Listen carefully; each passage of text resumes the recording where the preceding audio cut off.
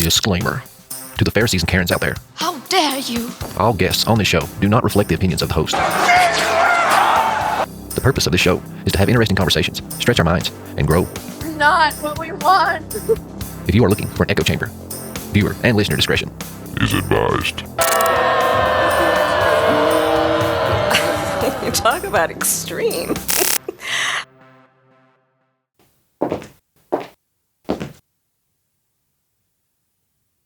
What is happening and what is up?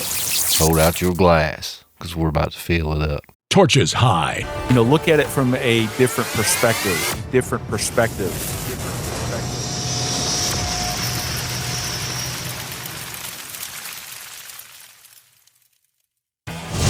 Hey guys, what is happening? What is up? Hold out your glass, because we are about to fill it up. Welcome to the Prometheus Lens Podcast, the place where the conversations are always enlightening. I'm your host, Doc Brown, and here we like to use the allegory of the Prometheus Lens to take a second look at everything. Well, hey guys, if you're new to the channel, welcome to the hero's journey. Be sure and hit that like button and hit that subscribe button.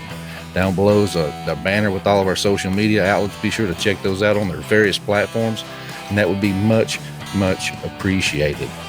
Well, guys, I got a great episode lined up for you guys. This is a woman that we were talking pre-roll.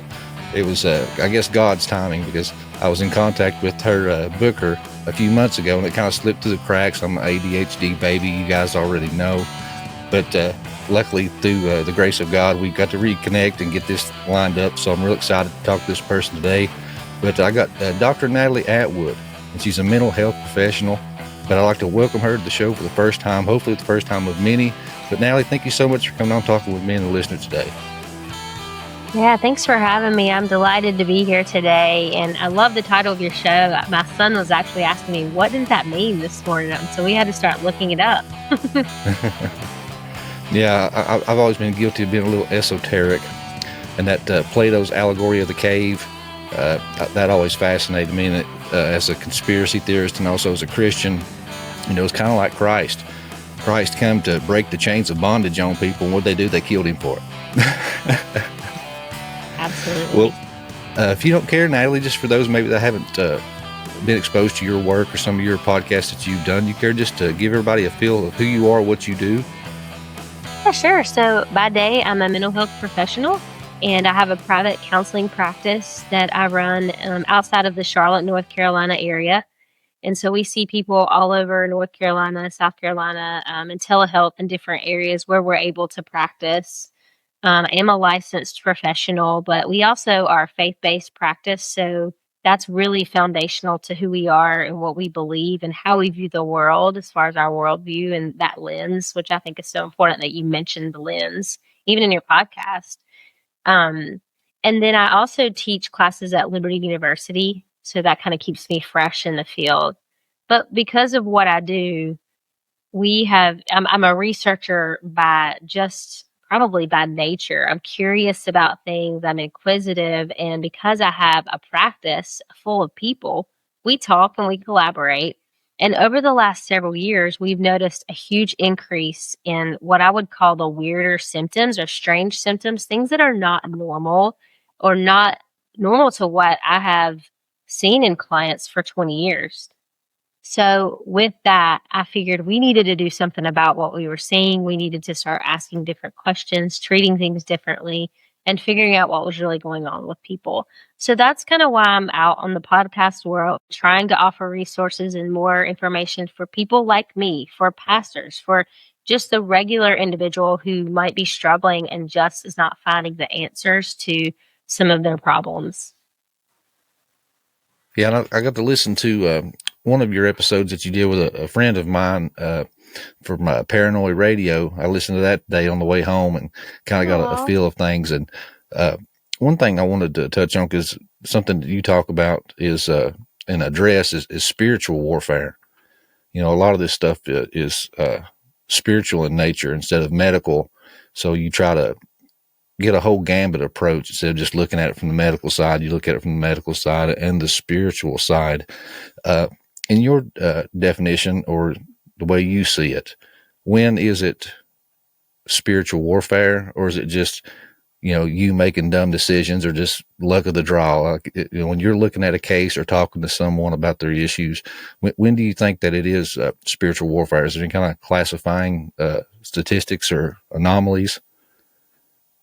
Yeah, well, let me first explain that I have had to differentiate mental health, spiritual warfare, and then I've added a new category just from my own, like, to way I conceptualize problems is called spiritual manifestation. So I find spiritual warfare as something that a believer in Jesus, the one true God, experiences when they are engaging in, actively living out their call to be a human imager of Him, to represent Him well. And I outline different things, but then there's also ways that a believer can open themselves up to darkness that brings in warfare as well. So we go through those different things. But spiritual manifestation is something that is experienced by someone who's not a believer, but there's some things happening in their life that it's very evident that there has been an entry point of some type of evil force in their life. But really, how we begin the process is we start with our normal mental health therapeutic route. So we treat people as we would anybody else, especially if they don't come in with something that's glaring. Whoa, there's some darkness here. Now, to be honest with you, at the beginning of this work, that always was the process because we needed to go the mental health route to rule out anything. And we still do that for sure. That's still our method and our mode. But lately, there have been people who come in and right from the beginning share something where it's evident that there's darkness there. So we know eventually where we're going to go. Like, for example, today, one of my therapists, before she left work, she was like, I've got the blurriest story for you. I can't wait to tell you. And I was like, I need like some cliff notes before we talk about it in supervision. And she said, it has to do with a client who's had a relationship with someone who says they are a vampire. I mean, that doesn't normally come out in session 1, but it did. I'm like, what is happening? I think the veil is getting thinner. But so basically, we go through the mental health treatments. And when we get to the point where we feel like we've hit a wall or just it's not working, they're trying everything and they're actively doing whatever we ask, they're trying and there's just nothing moving the needle. Then we will introduce something that I call and I've designed called the other influences assessment. Because we don't want to scare them and be like, evil, dark forces questionnaire. Do you know what I mean? Because they're like, I'm not taking that. That's weird. So I have to be like delicate. And then I go through a whole series of questions that really assess if there has been darkness introduced into their own lives, to their family, that kind of thing. And we try to go back generational if we can, 3rd and 4th generation, that kind of thing. Yeah, that's one of the things that I've told people too, even like with podcasting. If you're coming out and you're a Christian and you're, proclaiming Christ and exposing the darkness and these things, I mean, the spiritual warfare is real. Real. I mean, when I started doing this stuff, I mean, it was insane. Problems at home with the kids and strife with the wife and friends just butting heads. And it's just crazy. I mean, it's a real thing. And it's like everything was hunky-dory before I started doing this. So, I mean, there has to be something to this. It's not just me. Oh, totally agree. And I've experienced the same on every front of my life since noticing this and really digging deep and trying to provide answers and hope and healing and training for those of us in the field of mental health, because we actually are on the front lines, I would consider, because a lot of people just, they don't have anybody safe to talk to, or they don't feel comfortable telling these things to someone, or it looks like a mental health problem. Yeah, I don't know. Are you familiar with Jerry Marzinski? And I don't think so.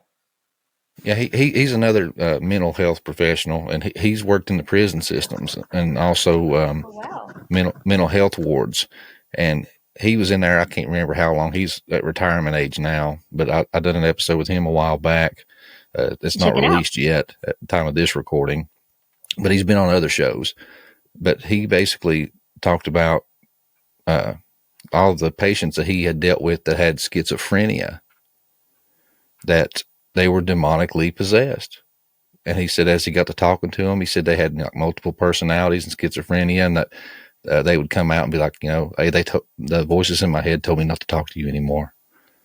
And that he had some manifestations come out and confront him and tell him to don't be throwing your Christianity and your Bible at him. He's mine. Yeah. And I would say in response to that, that probably was a more common thing for people like him that worked in, like, for example, the jail.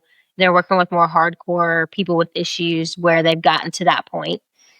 Or someone who's worked in a psychiatric ward of a hospital, those types of things. It's definitely more common for those types of practitioners to have those experiences. But where I'm kind of bringing in some new challenges or information is that mental health professionals in the day-to-day doing counseling and therapy are now seeing some of these things in different ways. So we need to be ready to combat it and go after it and learn how to treat it. And the modern, the normal everyday therapist is just not equipped to do that. Yeah, and I agree. Like you were saying earlier, it's I know every generation of Christianity has been saying, since the resurrection of Christ, the end is nigh, the end is nigh. But I mean, honestly, when you turn on your news and all the earthquakes throughout the world, Seattle, Washington, getting hit like crazy around Mount St. Helens, and Japan getting earthquakes, and then the flooding in Texas and Chicago, and volcanoes erupting. I mean, it's a crazy time. I mean, the veil is definitely thinning. Yeah, I totally agree. And I'm at the point now where it's like I can't look at the Texas thing and not think about that. Like what's going on behind that? Mm-hmm. And the blue rain. Have you seen any of the videos of that? Like people like going out in their yards and like videotaping like their tarp and stuff, and be like, "Hey, look, it just got done raining, and it's blue rain." And of course that's tied with the cloud seeding stuff. When they do the cloud seeding, it turns the rain blue. Yeah, I mean, we have to start at least asking questions and thinking about things differently. I think. Yeah, 100%. Well, I know that you probably can't get into details and stuff because you're a medical professional, but could you go into like some examples, just like vaguely talking about some stuff that you've encountered and seen and dealt with? Sure. I do have a few that I have at least permission to share, so that's good.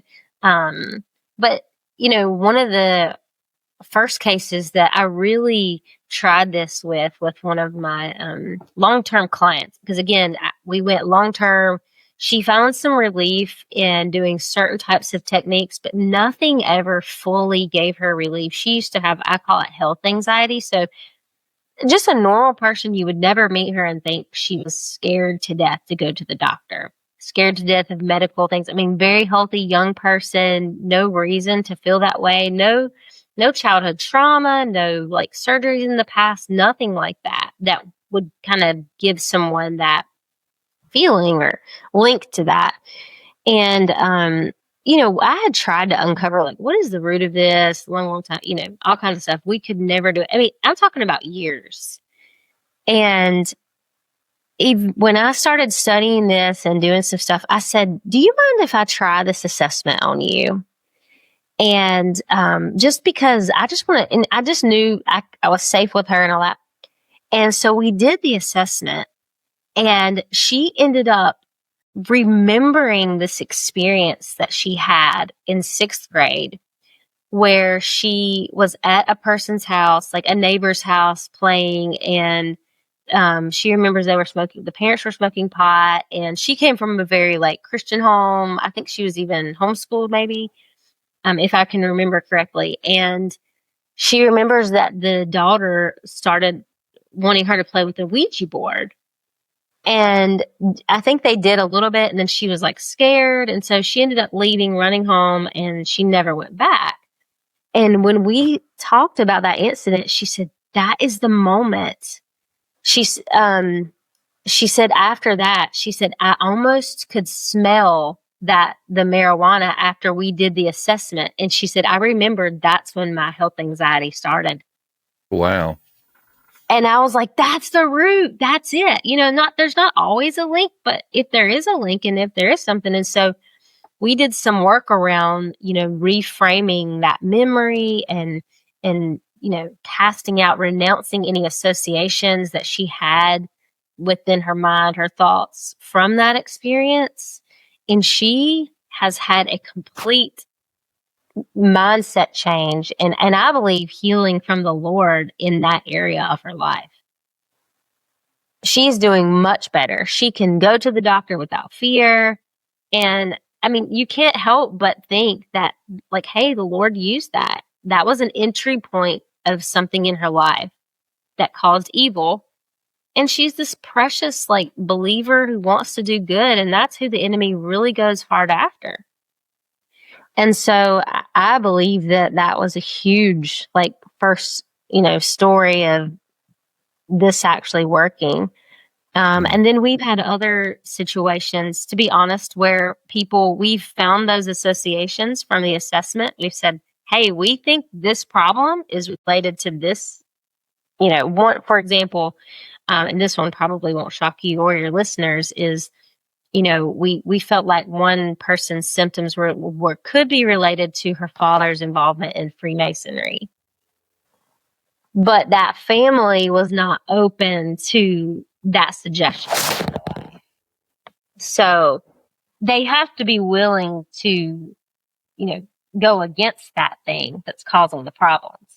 Now, I will say the good news is the family, eventually no, we don't believe that, whatever. They stayed with counseling for a while. Then they tried another counselor at a different place and they've come back, which I think is a great sign. And I'm very encouraged by that and I'm praying that the Lord's doing a work in their life. Yeah. Well, you beat me to my next question. I was about to ask if you've encountered any kind of generational curses because, a lot of people look at the Freemasonry stuff and that's kind of what they go to and the occult. But yeah. I mean, I'm honestly of the opinion that it even goes to drug addiction, alcoholism, gambling, stuff like that, kids just say, oh, well, my dad was a drunk, so I'll be a drunk too, or my dad, smoked pot and gambled all the money away, so I'm going to do the same. It's family tradition, as Hank Williams says. Those are generational curses in my view. Yeah. I would say professionally, I like to use the term influences instead because depending on who you follow from a theological standpoint and how they define curse, I just don't want to get into all those arguments. But listen, if you talk to somebody day to day, I do think sometimes theologians they forget, you need to have a conversation with the person who's experienced an alcoholic father, and they'll absolutely describe it as a curse. But to save face with some of those groups, I just will say influence. And we definitely tackle those issues. And to be honest, that's most of people's issues is related to drug addiction or sexual things, sexual abuse, infidelity, divorce, all those things that normal counseling will teach you to look at family patterns and look at those things. But when you add that spiritual lens to it, you have to understand that there's also could be a level of darkness that has been brought in that has never been dealt with that's impacting someone. Are you a hunter, a hiker, or just an outdoor enthusiast? Well, if you are, you know that good quality gear is hard to come by. And finding all-American made is like finding Bigfoot in the woods. Hence the name of Squatch Survival Gear. Head on over to squatchsurvivalgear.com. Use the code PLP10 for 10% off store-wide.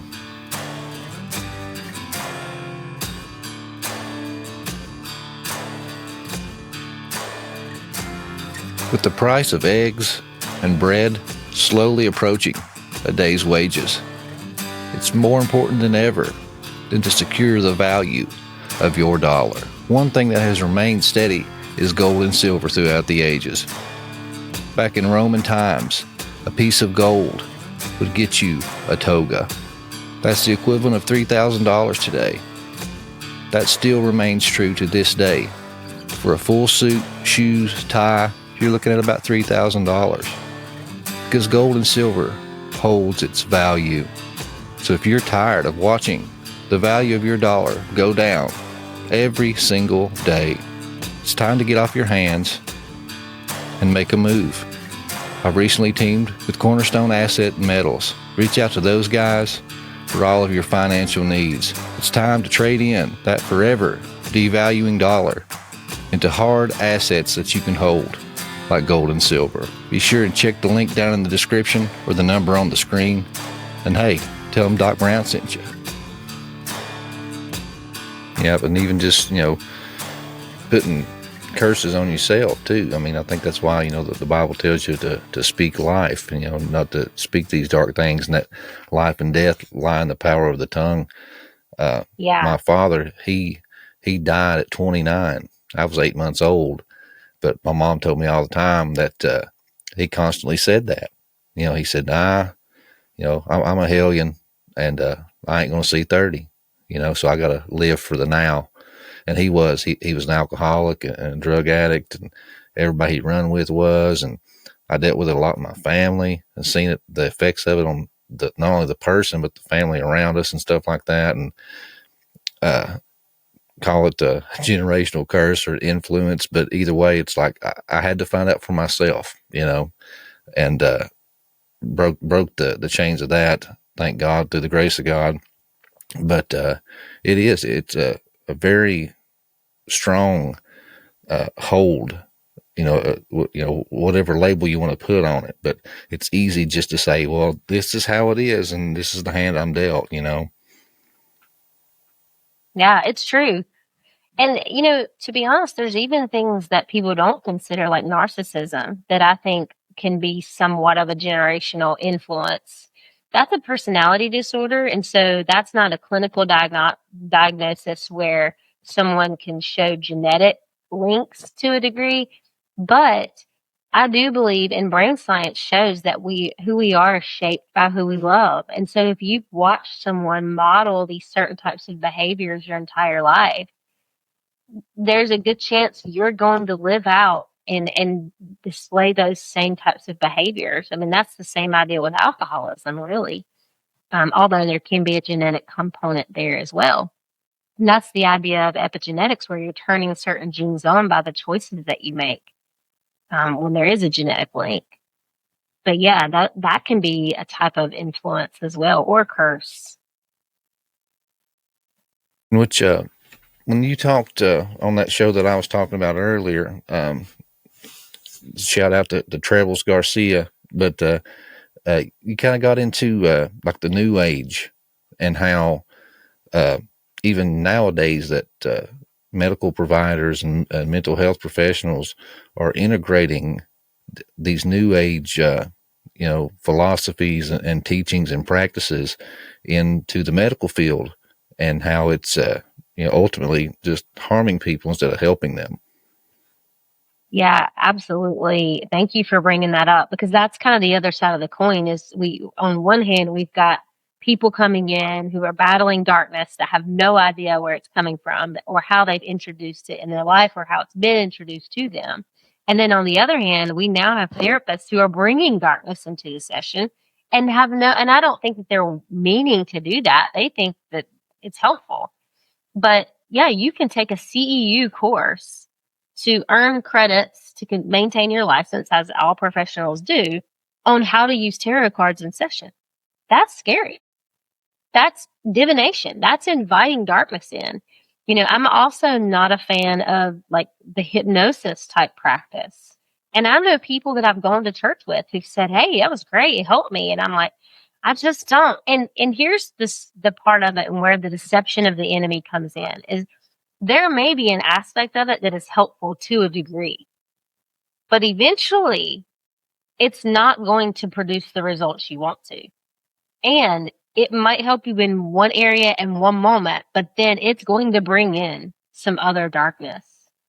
And if you listen to anyone who's come out of the New Age or have used those practices, they will definitely explain that same type of thing.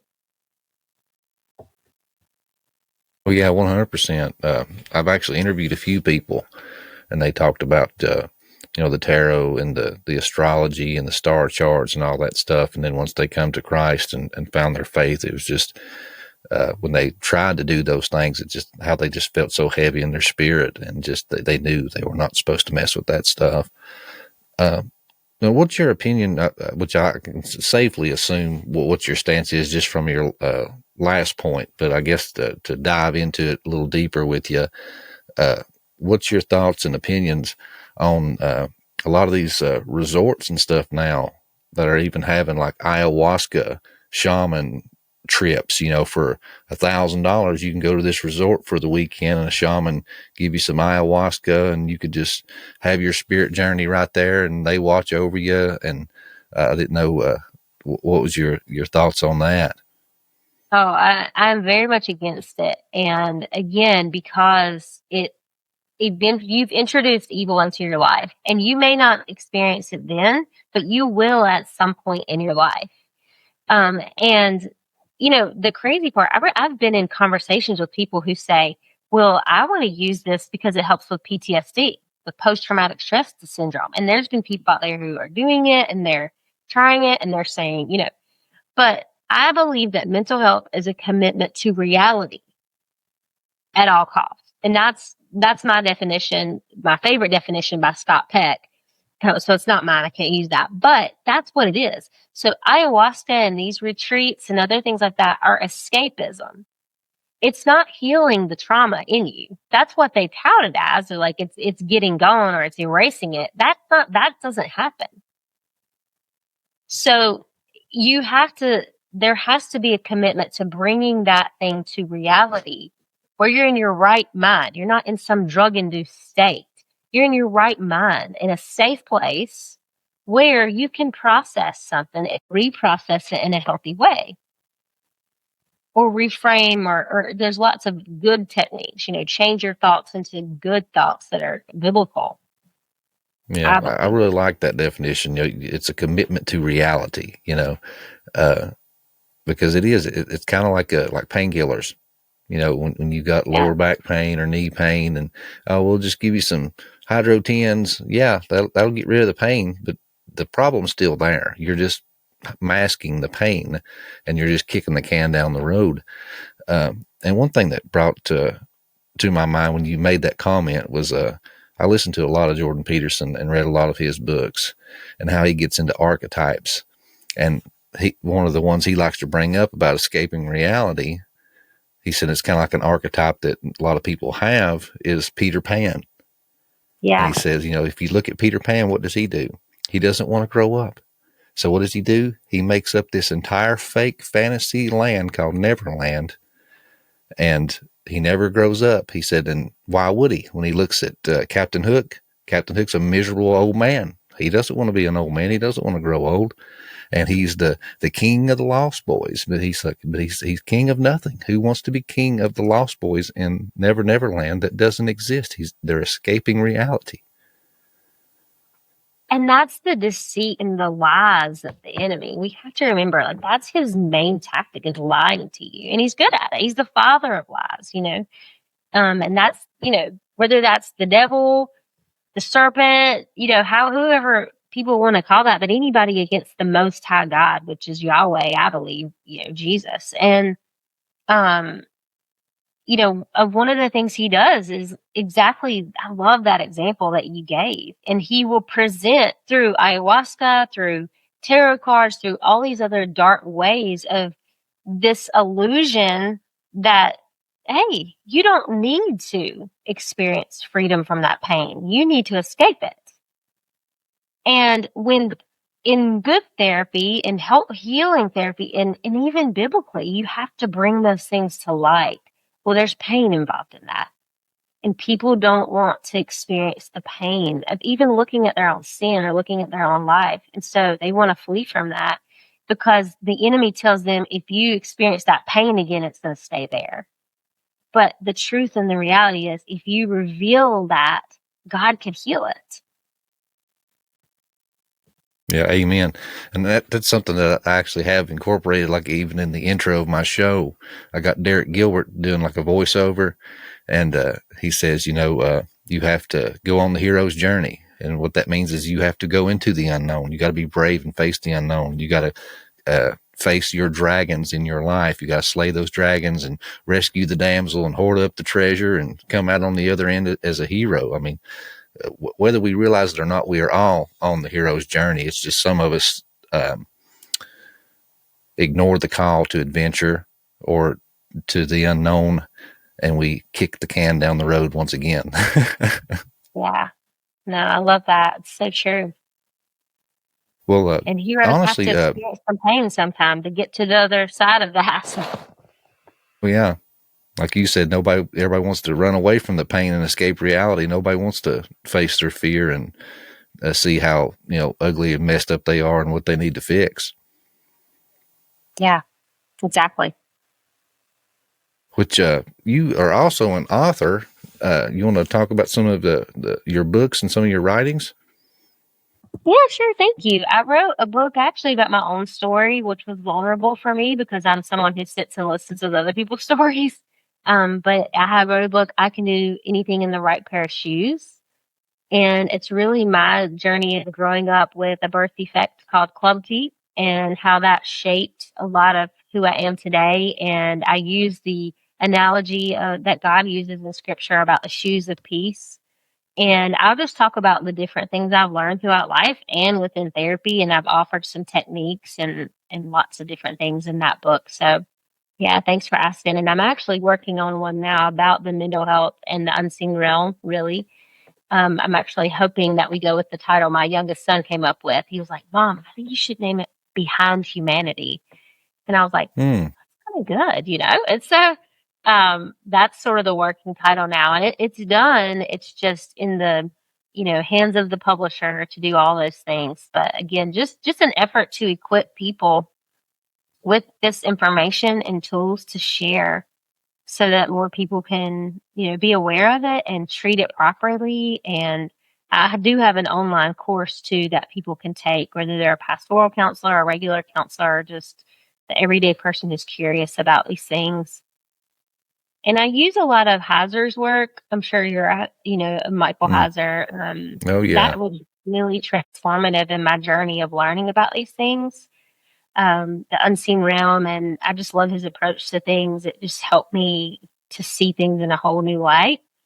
And viewing it as a mental health professional, I have actually mapped out all the mental health problems back to and connected it back to the 3 rebellions that he talks about. So Genesis 3, 6, and 11.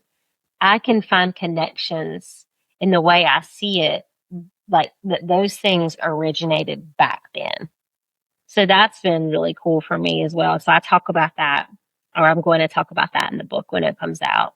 So things like narcissism and how, and some of them more than one, rebellion, but really Genesis 11 is a huge blow against, hey, I can do it myself. I am the one who should make all the decisions. Very self-centered, grandiose, types of things. And I think that's rooted in Genesis 11.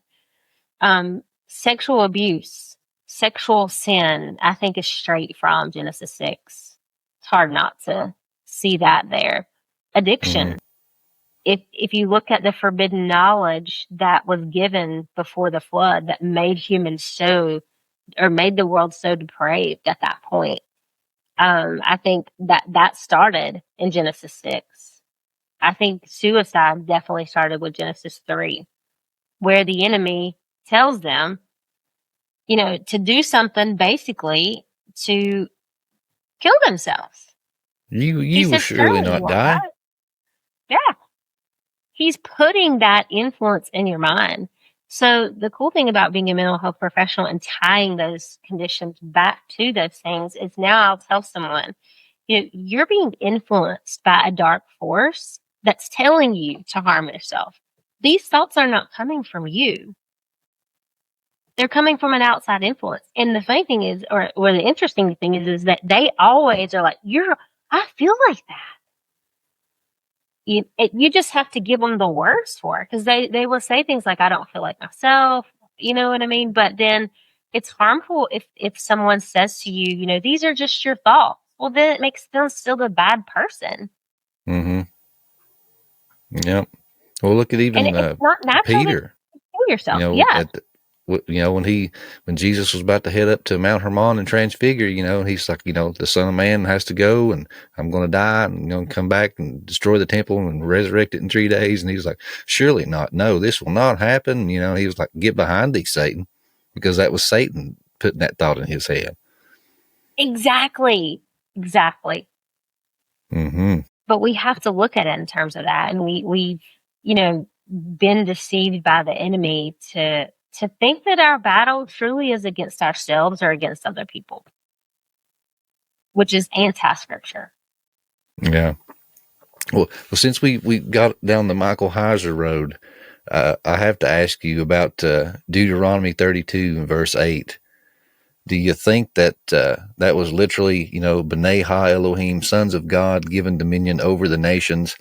And in your opinion, are they still ruling over the nations today? And that's why we have such, for lack of a better term, just a shit storm with the earth today. And then God said that His kingdom was not of this earth, but what did He said?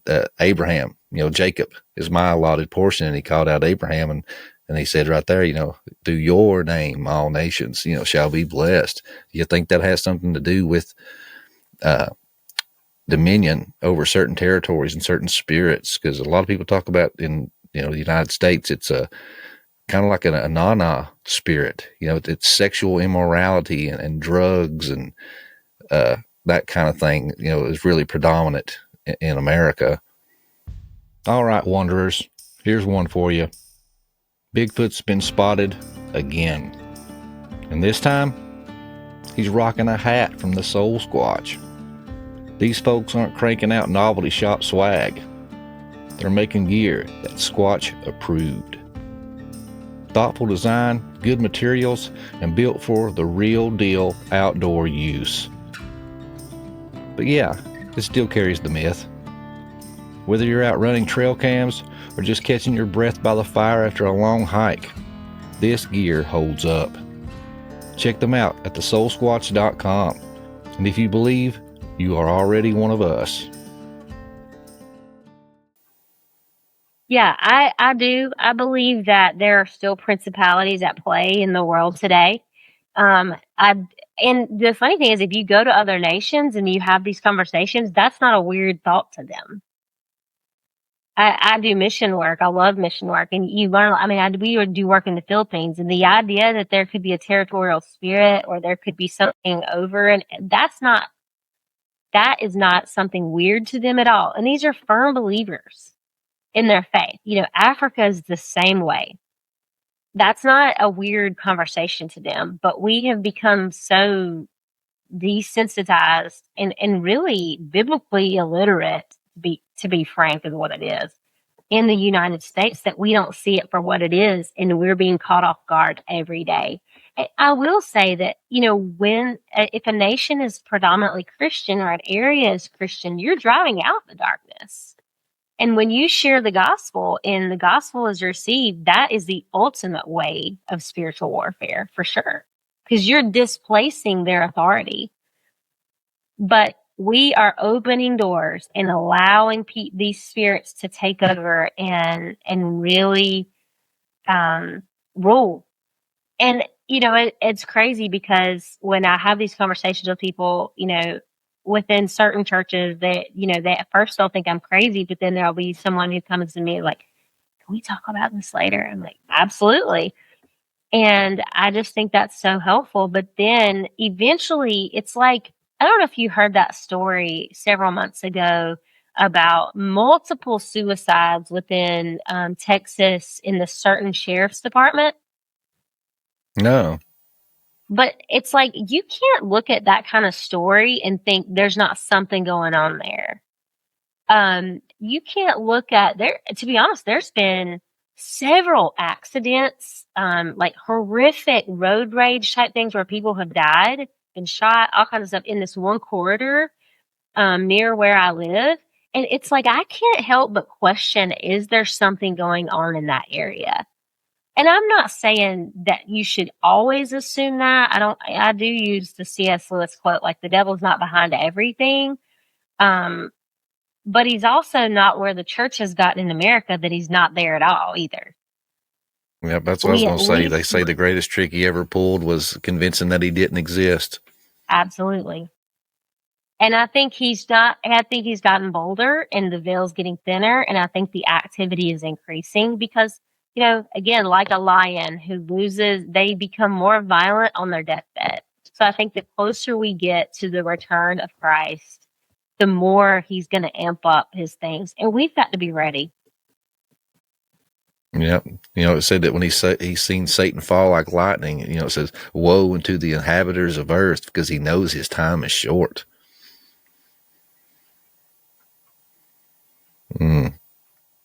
Well, one thing, like spiritual warfare, like within the house, when you step out in service, or make proclamations of faith and things like that, that's usually when things really start to come to a head in the household, because that's the infiltration point. If you want to destroy something, you destroy it from the inside. What do you say to people? So what do you say to people that think that they're encountering this, in their home? What do they look for? What kind of steps do they need to take? Because I'll tell you one thing, guys. If you think that your spouse is encountering spiritual warfare and attacking you, you don't call that out, okay? That doesn't work. It doesn't end well. Say that the devil's working through you. Oh, gosh, get ready. The plates are going to fly. Yeah, we got to use a lot of wisdom in how you say those things. Yeah. And then they might hold up a mirror, Yeah. Yeah, I think you have to be delicate about those things, but and you have to ask some specific questions at the same time. So it could be a lot of different things. It could be, hey, my son's having nightmares in his room and he never has nightmares anywhere else. So then that could be related to an item in his room that could be cursed or something going on in there, something that's happened there. So there's that conversation. But then there's also, you need to be looking at, is there some generational influences that are coming into play? If you are, like you're saying, actively serving the Lord and really taking a further step into obedience, and the enemy's attacking, then see it for what it is. Like, be aware that warfare exists, and then know how to combat it. Put your armor of God on every single day and go through the parts. I mean, I'm at that point, like you're saying, when you start doing this type of work, you battle it. I don't get out of bed every morning without going through the complete armor of God, putting it on, and praying over your home, enlisting prayer warriors that will pray with you and for you. And to be honest, sometimes you've got to be really self-reflective and say, God, what else is there in me that you need to refine, that you need to change? Is there something that I'm doing that's hurting your heart and causing this? And he will reveal those things to you. But then if not, then you just have to, like I said, if something hasn't entered in, like you've allowed it to enter in, and it's entered in, just because you just have to continue walking in obedience. And the cool part about that is when you see warfare for what it is, then you get to experience the Holy Spirit walking with you. Yeah, totally. One that stood out to me was John Eldridge. He wrote, what was the name of that? Wild at Heart. Yeah. And he just recently wrote another one, and it was called Yeah, I've heard a Experiencing couple of God. interviews. Yeah. What was it called? Spiritually? I think it was called Experiencing God, and it might have had like a longer Oh, subtitle, but yeah. it was something about experiencing God, because he was talking about how this generation is just spiritually dead, and they're not having encounters with God, and they're saying, "Oh, I'm praying, or I'm doing this, or I'm doing that," and I'm not feeling Him. I'm not seeing Him move in my life. So he felt called to write this book, and one of the things he talked about in the book was there was a point where the devil was basically coming after him and his marriage. And he said, one day we were at the dinner table. He said, me and my wife never have issues. He said, but she was just distraught and mad. And I'm like, honey, what's the matter? And then she's like, I feel like I can just never satisfy you. And I feel like, you're judging me and accusing me all the time and how you look at me and all this stuff. He said, it blew my mind. He said, I was like, honey, no, I don't feel that way at all. But I feel like, now that you bring it up, I can't really seem to satisfy you neither. And I feel like I'm walking on eggshells and all this stuff. He said, and we started going at each other. He said, then just out of nowhere, he said, it just hit me. He said, this is an accusatory spirit. And he said, and I just called it out. He said, basically like Jesus said, get behind these Satan. He was like, honey, let's pray about this. He said, there's an accusatory, an adversarial spirit here. He said, I think we need to pray it away. He said, we held hands and we prayed. He said, and immediately she was like, she gasped and she was like, oh my God, it just lifted off of me. Yeah, it's so true. And you know what's conversely on the other end of that, what we're seeing too is because we see people who are not believers. And while I've added that spiritual manifestation category is because while believers are not seeing, not experiencing God, not seeing things for what is, not even asking the question, is it warfare? You have on the other end a generation of people who are very curious about spirituality, but not the right kind, not the one that leads to the one true God and true freedom. So now you have a whole bunch of people dabbling into other types of spirits, like the New Age or whatever. So you have that combined with people who are just not even aware of what's going on. They're checking a box off in church and don't even know what a relationship with the Lord looks like. Yeah, I agree. And with your practices, did you see, which I may already know the answer, but I want to ask anyway, did you see like a significant spike during the thing of 2020? It was a marker in time for sure. And like you can just look up some research on that and see that because the mental health, epidemic that has happened since that time, you can't say that there's something related to that. Yeah. And my ex-wife at the time, she was working like with child advocacy centers for like the state. And she would come home. Of course, you're not supposed to talk about this stuff, but I mean, when you're dealing with all this stuff, you have to decompress to somebody. And she'd come home and tell me about some of this stuff, man, and it was just insane. And what she saw a huge spike in was child abuse. Yeah. And it was, everything from physical to sexual. And she said, as far as the physical side of it, she said it was just like these parents just all of a sudden just started going crazy because they had to be around their kids all the time. They couldn't handle it. And just some of the stories that she told, man, it was just, when I heard it, it's like, this is not normal. This is evil. So evil.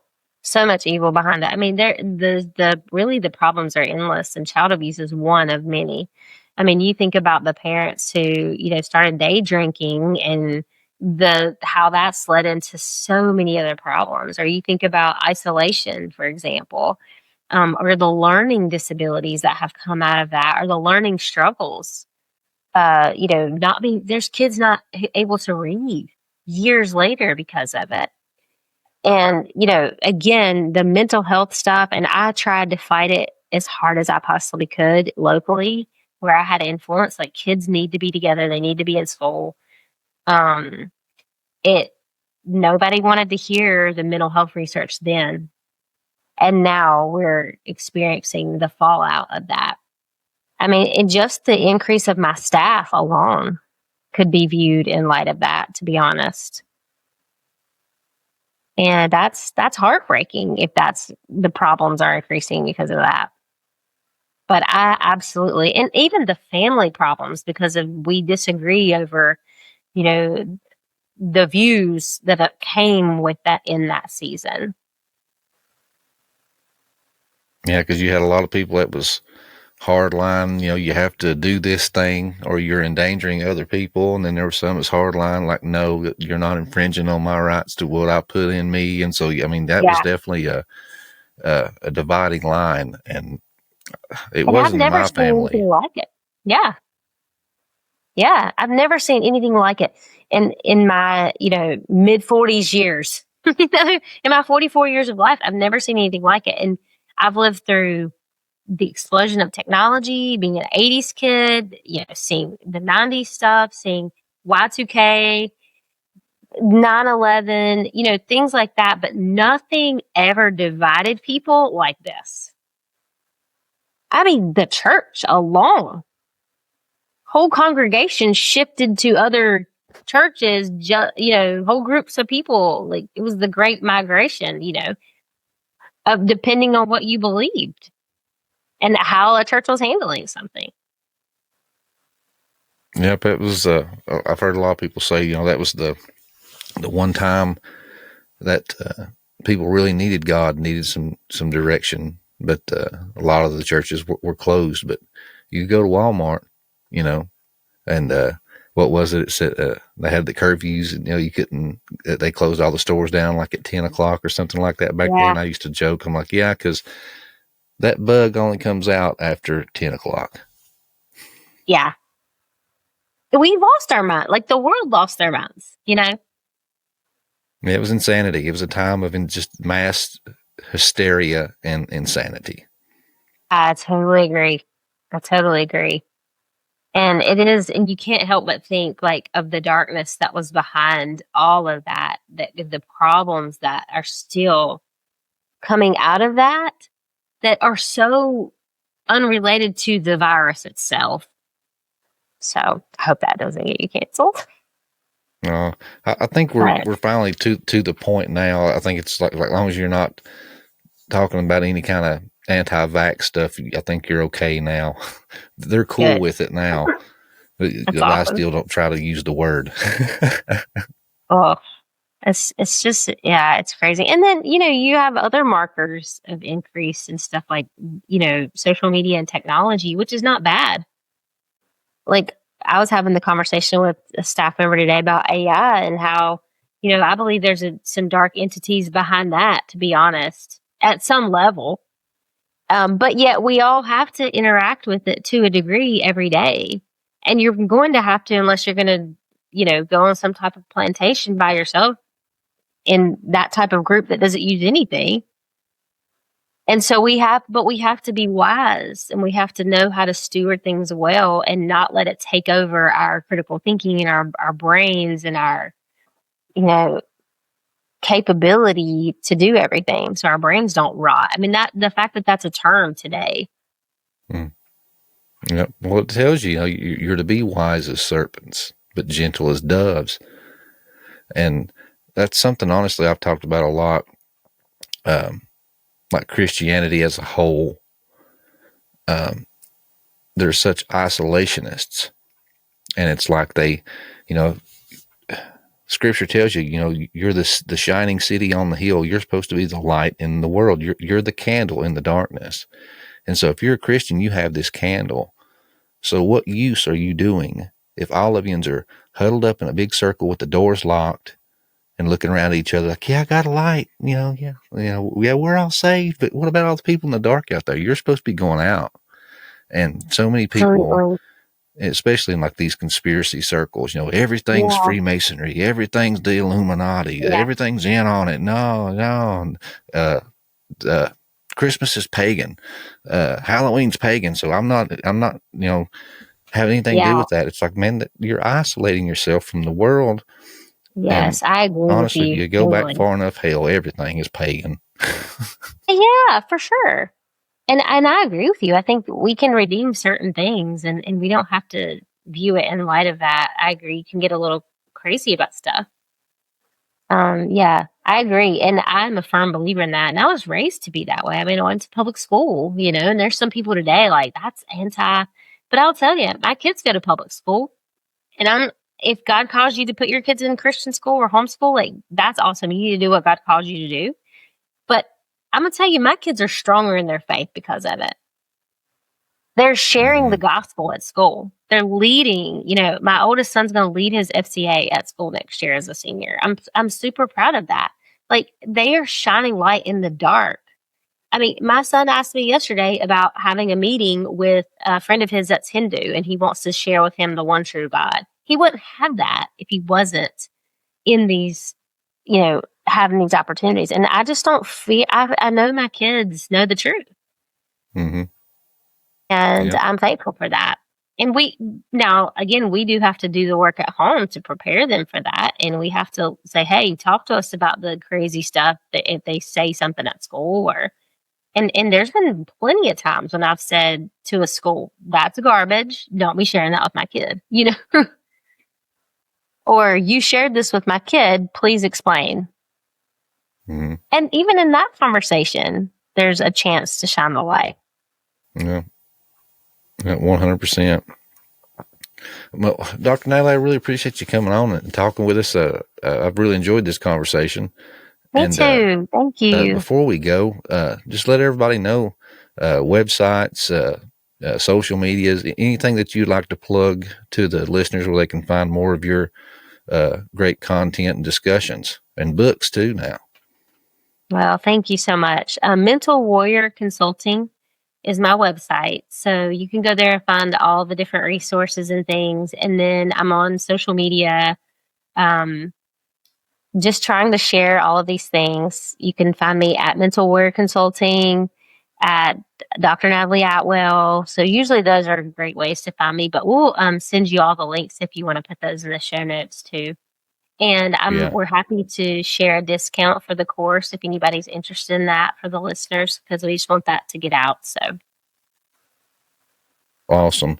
Well, Dr. Natalie, thank you so much for your time. I tell people all the time, you can get more money, you can get more relationships, you can get more about anything, but you can't get more time. That's life's most valuable resource. So I thank you for spending it and donating your valuable time to us and the listeners. Thank you for having me. Thanks for this chance. Yeah. Well, guys, be sure to check out Natalie's stuff. I'll get those links and I'll get those down in the description. And check her out, man. Enlighten yourself. And hey, guys, just remember the difference between the known and the unknown is the journey. So good journey, guys.